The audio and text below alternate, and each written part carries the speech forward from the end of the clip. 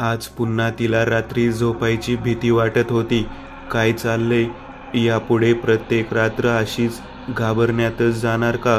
आज पुन्हा एकदा भयंकर स्वप्न पडलं तर? परवापासून सुरू झालेलं हे दुष्टचक्र असंच सुरू राहील का? का ती 2 स्वप्न तेवढ्यापुरतीच होती? तसंच असू दे, तिने मनोमन देवाला प्रार्थना केली. खरं तर तसा काहीच विषय निघाला नव्हता तिचा तर नाहीच. तिच्याबद्दलच काय, बालपणीच्या कुठल्याच आठवणी निघाल्या नव्हत्या. मग तरी ती अशी स्वप्नात का दिसली, तेही अशा पद्धतीने. बालमैत्रीण होती ती अनुची, पण लग्न होऊन गेली आणि नंतर हळूहळू संपर्कच तुटला. तशी जवळची होती, पण बेस्ट फ्रेंड वगैरे नव्हती.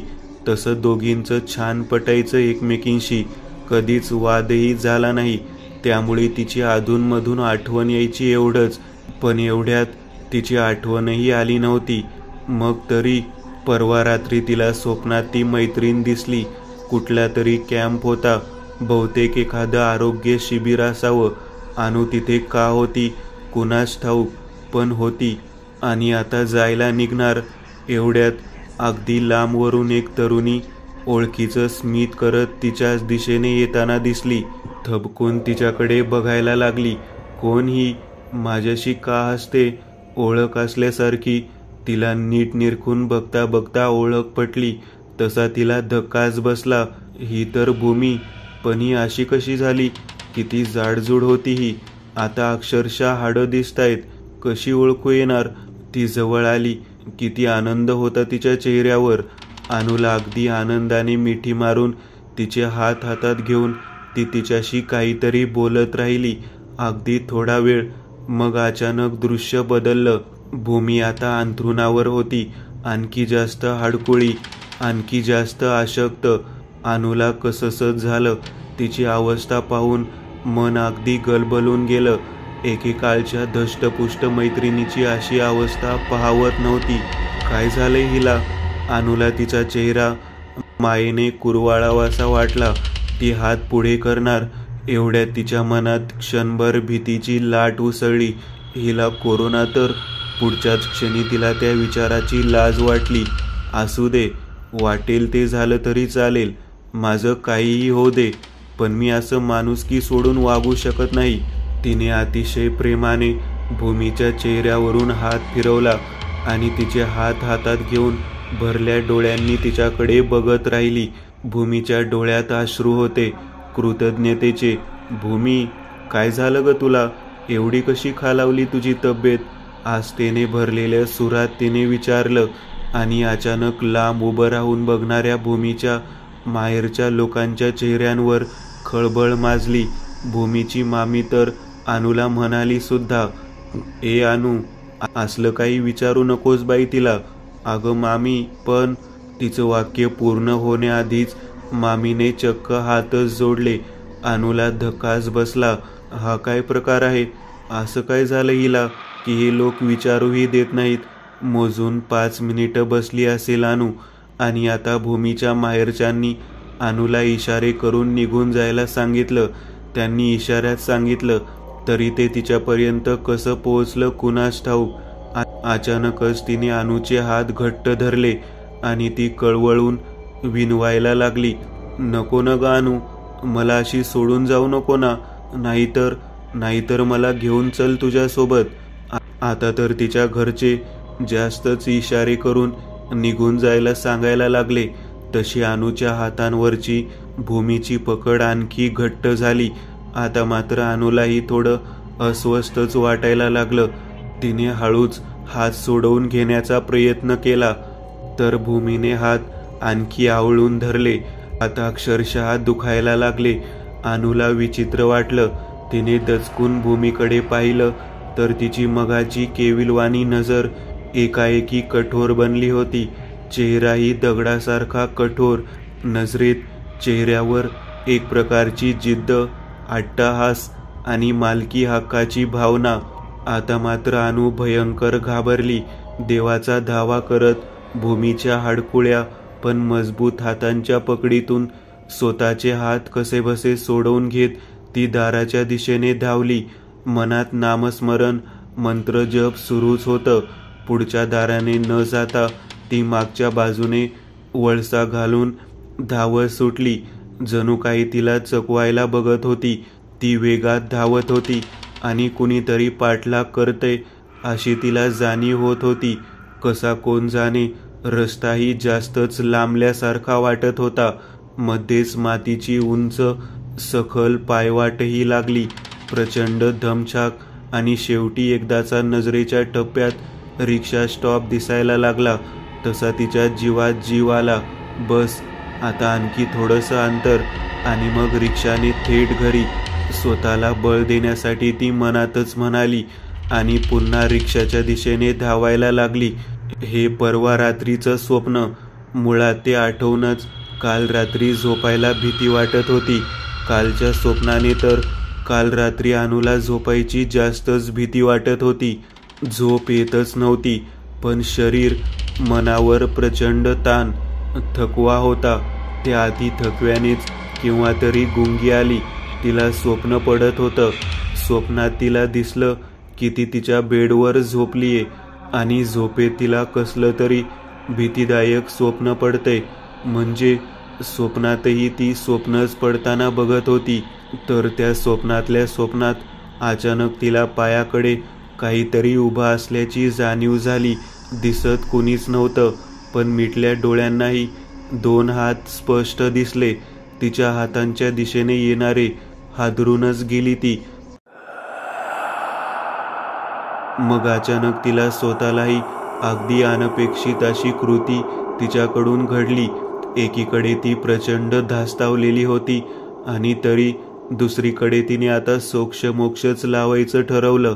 मला नेमकं कोणतं अस्तित्व येऊन चलतंय, मलाही बघायचंच आहे, असं मनाशी ठरवत त्या 2 हातांनी तिचे हात धरण्याआधी तिनेच ते हात घट्ट धरून मनात मंत्रजाप सुरू केला. तसे ते हात अस्वस्थ हालचाली करत स्वतःची सुटका करून घ्यायचा प्रयत्न करायला लागले.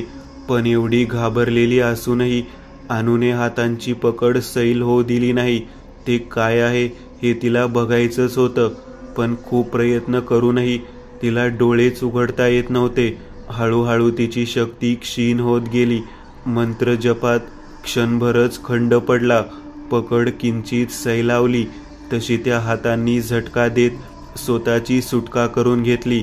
खाडकन अनुचे डोळे आपोआप उघडले गेले. पण त्या स्वप्नातल्या स्वप्नात नाही, थेट खरोखरच्या झोपेतूनच जाग आली. आणि सगळ्यात मोठी आश्चर्याची गोष्ट म्हणजे जाग येताच तिच्या लक्षात आलं ती खरंच पुटपुटत मंत्र म्हणत होती. असल्या भयंकर अनुभवाने तिची काय अवस्था झाली असेल तुम्हीही कल्पना करू शकता. ते स्वप्न होतं की भास होता की आणखी काही वेगळंच? मग तुम्हीच सांगा. आज रात्री, मी तर म्हणेन पुढेही काही रात्री तिला झोपायचीच भीती नाही का वाटणार? कसं लिहिलं गेलंय देवाला आणि तुम्हालाच ठाऊक. हे सगळं लिहिणंही खूप अवघडच होतं. खूपच अस्वस्थ वाटते. शहारे येतायत अक्षरशः. मला अशी स्वप्न पडायचं काय कारण असेल, तुम्ही सांगू शकाल का? अनामिकाला रात्री झोप येण्याआधी तिच्या मनात कधीतरी मलाच अगदी खरी वाटतील अशी भीतीदायक स्वप्न पडली. तर त्यातूनच तिला ही कथा सुचली होती. पण एवढ्या भयकथा लिहूनही तिला कधीच वाईट स्वप्नही पडलं नाही. अनुभूती तर लांबच राहिली. तिला कधीतरी तो भयाचा थरार अनुभव बघायचा होता. पण त्या रात्रीचा अपवाद असावा. थरार अनुभवायच्या इच्छेमुळे तिने कथेतल्या नायिकेचं नावही अनुज ठेवलं होतं. आणि त्या रात्री मस्त झोप लागली होती तिला. आणि अचानक तिला तेच स्वप्न दिसलं. कथेतल्या अनुने पहिल्या रात्री पाहिलेलं, अनुभवलेलं स्वप्न. बापरे, किती भयंकर अनुभव. नको बाबा हा असला अनुभव. मलाच काय, कुणालाच असला अनुभव यायला नको.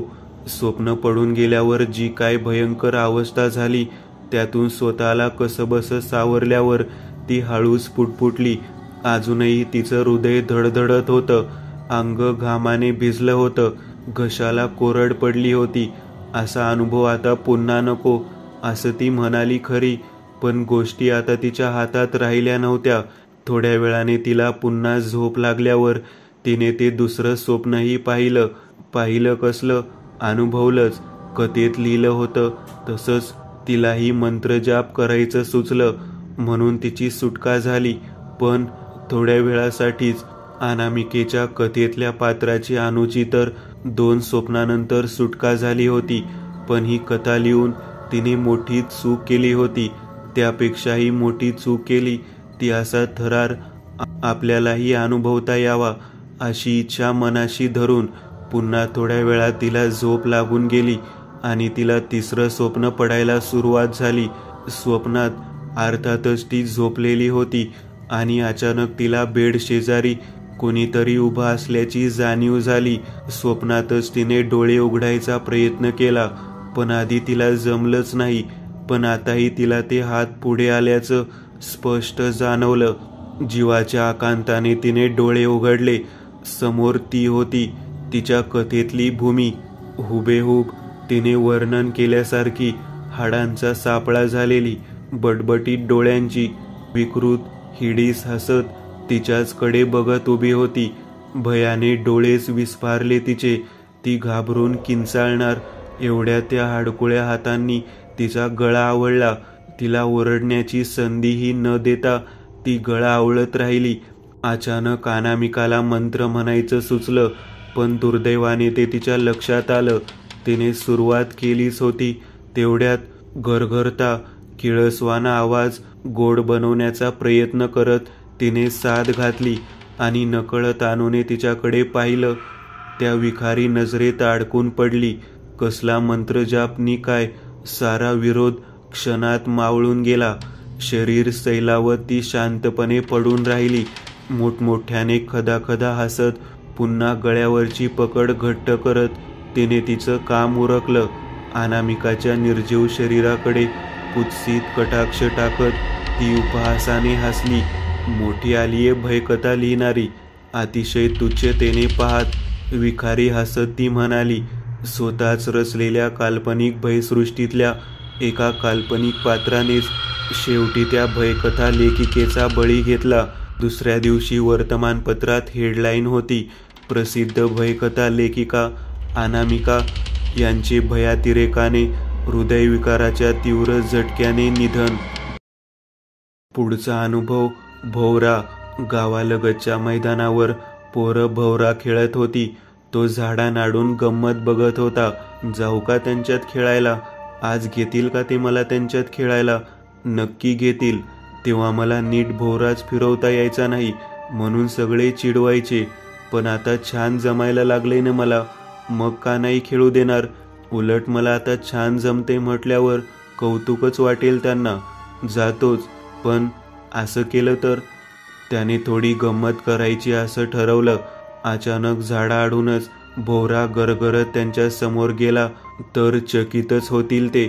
मग हळूच त्यांच्या समोर जायचं. मग त्यांना कळेल की मीच एवढा छान भोवरा फिरवत होतो. मग तर त्यांना जास्तच नवल वाटेल. स्वतःच्या कल्पनेवर खुश होत त्याने भोवऱ्याला गती दिली. भोवरा गरगरत पोरांपुढे गेला. तशी पोरं चकितच झाली, पण भोवरा खूप आवडला त्यांना. झाडाआडून कोणीतरी गंमत करतंय हेही कळलं. ते झाडाकडे जाणार एवढ्यात समोर येऊन त्याने अचानक भोवरा हातावर उचलून घेत सराईतपणे फिरवायला सुरुवात केली. पोरं लटालटा कापायलाच लागली. अंगावरून घामाच्या धारा, बोलताही येईना, बोबडीच वळली. आधी तर तो भोवरा झाडामागून कोणीतरी पाठवला असंच वाटलं त्यांना, पण आता चक्क हवेत आधांतरी फिरत होता तो. काय झालं या सगळ्यांना? माझं कौतुक करायचं सोडून घाबरल्यासारखे का बघत आहेत असे भोवऱ्याकडे? अचानक हळूहळू भोवरा धरलेले हात दिसायला लागले. पोरांचे डोळेच विस्फारले. मग काय, असं करत करत महिन्याभरापूर्वीच देवाघरी गेलेल्या मित्राचा चेहरा समोर दिसला. तशी सगळी शक्ती एकवटून त्यांनी धूम ठोकली. अरे थांबा म्हणत तो मागे धावला, पण पोरं पसार झाली होती. तो अजूनही त्यांची वाट बघतोय. किती झालं तरी ते त्याचे मित्र होते. महिन्याभरात सगळी आपुलकी कशी संपेल? या महिन्याभरात त्याला खूप एकटं वाटलं होतं. खूप कंटाळा आला होता. पण आज त्यांना पाहिलं आणि नवीन उमेद जागली होती आणि त्याला अजूनही आशा होती ते नक्की परत येतील. नाहीच आले तर तो त्यांना बोलावून आणणार होता भोवरा खेळायला. पुढचा अनुभव. शेवटच्या प्रवासासाठी बरं झालं पुरेशी लाकडं होती, नाहीतर काय केलं असतं मी. स्वतःशीच विचार करत तिने शांतपणे चिता रचायला सुरुवात केली. नवऱ्याला मदत करताना तिने सगळं शिकून घेतलं होतं. तो गेल्यावर मग तेच काम तिला उदरनिर्वाहासाठी उपयोगी पडलं. रोजच्या सवयीचं काम. माणसांच्या शेवटच्या प्रवासाची तयारी करताना हात कधीच थरथरले नाहीत.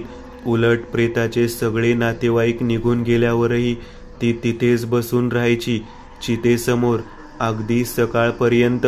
त्या दिवशी तिनेही हे जग सोडलं. जाण्याआधी कल्पनाही आली नाही. चालता बोलता मरण. जवळचं लांबचं कुणी नव्हतंच. एखादं प्रेतही आलं नव्हतं. नाहीतर कदाचित त्या लोकांनी तरी दया येऊन. नाईलाज होता. तिलाच पुढची तयारी करावी लागणार होती. अजूनही पाऊस पडतच होता. तिच्या सुदैवाने शेडमध्ये पुरेशी कोरडी लाकडं होती.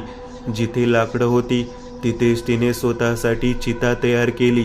स्वतःच अग्नी दिला आणि शांतपणे सरणावर पहुडली. नेहमीचीच प्रेताजवळ पहाटेपर्यंत थांबून राहण्याची सवय. आताही तिच्या देहापासून विलग झालेलं तिचं विरळ सूक्ष्म शरीर पहाटेपर्यंत तिच्या चितेभोवती घोटाळत होतं. पुढचा अनुभव. रहस्य. एका रात्रीचं आणि तिचंही. ऊन उतरलं आणि नावाप्रमाणेच हसीना बसमधून उतरली. तसे सगळेजण टकामका बघतच राहिले. अतिशय देखणी, तरुण आणि सगळ्यात महत्त्वाचं म्हणजे एकटी स्त्री. एकच गोष्ट खटकत होती. लेकरू. 3-4 वर्षांचं गोंडस लेकरू होतं सोबत. पण त्याने काही फारसा फरक पडत नव्हता.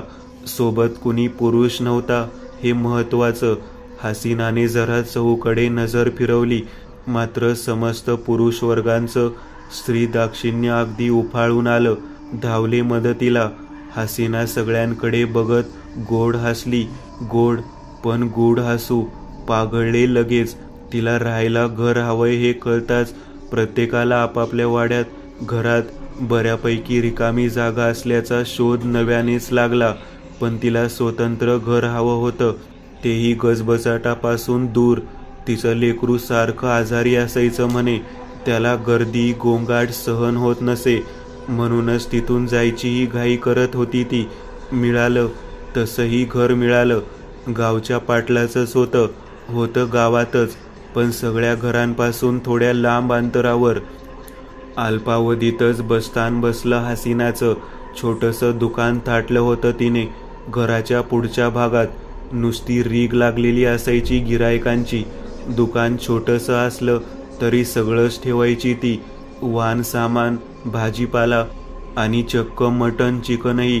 काही ना काही घ्यायला जायला पुरुषांना निमित्तच मिळायचं. मग काहीच घ्यायचं नसेल तर उगाचच किरकोळ वस्तूचं निमित्त करून जाणं व्हायचं. ती कोण कुठली कुणालाच ठाऊक नव्हतं. तशी गरजही वाटत नव्हती. ती सुंदर आहे, तरुण आहे आणि एकटी आहे हे पुरेसं होतं. सगळे पुरुष तिच्यावर खुश होते. अपवाद फक्त गुफूर खाटक्याचा. त्याचा धंदाच बसला होता. ती आल्यापासून जळफळाट व्हायचा त्याचा. रोज उठून शिव्यांची लाखोली व्हायचा तो हसीनाला. पण त्यापेक्षा जास्त काही करू शकत नव्हता. चरफडत गप्प बसून राहणं एवढंच हाती उरलं होतं. हळूहळू त्याच्या नेहमीच्या गिरायकांची संख्याही रोडावायला लागली. तशी घरात वादावादी सुरू झाली. घरात खायची भ्रांत पडायला लागली. आणि एक दिवस नवरा बायकोचं भांडण विकोपाला गेलं. बायकोने वाटेल तसं तोंड सुख घेतलं. वर कायमचं माहेरी निघून जाण्याची धमकी देऊन ती थांबली नाही. ती धमकी तिने माहेरी जाऊन खरी करून दाखवली आणि गफूरचा संयम संपला. त्याच रात्री संतापाच्या तिरीमिरीत कपड्यांमध्ये कोयता लपवून तो निघाला हसीनाला कायमचं संपवण्याच्या इराद्याने. मध्यरात्र होती. त्यात अमावस्या, मिट्ट काळोख. पण त्याला कशाची पर्वा नव्हती. संतापातिरकाने त्याच्या कपाळावरची शीर ताड ताड उडत होती. पावलं सवयीने रस्ता कापत होती. हसीनाच्या घराचं दार उघडच होतं. जणू काही कोणी येणार आहे हे त्या घराला आधीच ठाऊक होतं. घरात अंधुकसा प्रकाश, त्या धुसर प्रकाशाच्या पार्श्वभूमीवर ते घर आणखीच गूढ भासत होतं. आणि घराची मालकीण त्याहूनही गूढ. तिने इतरांसारखंच त्याचंही गोड हसून स्वागत केलं. पण त्या इतरांसारखा तो पाघळला नाही. शिव्यांचा भडीमार करत कोयता काढून सरळ तिच्यावर वार करायला धावला. खदाखदा हसत सुटली ती. तिचं लहान ग पोरही खोलीतल्या भिंतीवर दोघांच्या अकराळ विक्राळ सावल्या वेड्यावाकड्या हालायला लागल्या. घराच्या कानाकोपऱ्यात त्या मायलेकांचं बेसूर हास्य घुमायला लागलं. अन गफूरचा सगळा संताप विरून गेला, भेदरून गेला तो. अचानक दिवे लागले.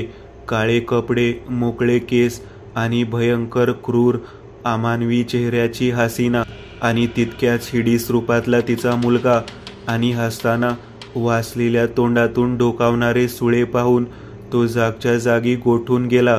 थरथरत्या हातातून कोयता कधी खाली निसटला कळलंही नाही. मेरे को मारेगा तू, मेरे को. दात किटकिटवत तिने त्याच्या दिशेने एक पाऊल टाकलंच होतं. जमिनीवर कोसळला तो. त्याच्याच कोयत्याने संपवलं तिने त्याला. आज कितीतरी दिवसांनी मायलेकांना एका सशक्त देहाच्या रक्तमांसाची मेजवानी मिळाली होती. गफूरच्या बायकोला तिच्या माहेरच्यांनी समजूत घालून नवऱ्याकडे परत पाठवलं. तो घरी नव्हताच. कसा असणार? त्यासाठी या जगात तर असायला हवा होता ना. त्याच्या बायकोने, सायऱ्याने सकाळपर्यंत त्याची वाट पाहिली. बिचारीला वाटलं गेला असेल इथेच कुठेतरी, येईल परत. पण रात्र पडायला आली तरी तो आला नाही. तशी तिला चिंता वाटायला लागली. शेजारी पाजारी मदतीला धावले. शोध सुरू झाला. पण गफूर सापडला नाही. त्या रात्रीही नाही आणि नंतरही नाही. त्या रात्री गफूर सोबत काय घडलं ते रहस्य कायम रहस्यच राहणार होतं. पुढचा अनुभव वात्सल्य. ते घडल्यापासून अगदी गप्पच असायचा तो. पण ते स्वाभाविकच होतं. हळूहळू होईल सगळं ठीक. त्याच्या आईने स्वतःची समजूत घातली. तशीही तिला फारशी पर्वा नव्हती. वात्सल्य हा काही प्रत्येक स्त्रीचा स्थायी भाव असू शकत नाही ना. तीही त्यातलीच एक. पण चिंटूच्या बाबांचं मन मात्र वात्सल्य भावनेने काठोकाठ भरलेलं होतं. म्हणूनच तर चिंटूला सावरणं अवघड होत होतं. 6 महिने उलटून गेले होते तरी दुःख ओसरलं नव्हतं. त्याची आई मात्र त्या दिवशी तिला झोपच येत नव्हती. खरं तर पूर्वी असं कधीच घडलं नव्हतं. पण आजचा अपवाद असावा. टीव्हीवर अतिशय भीतीदायक हॉरर फिल्म पाहून तिची झोपच उडाली होती.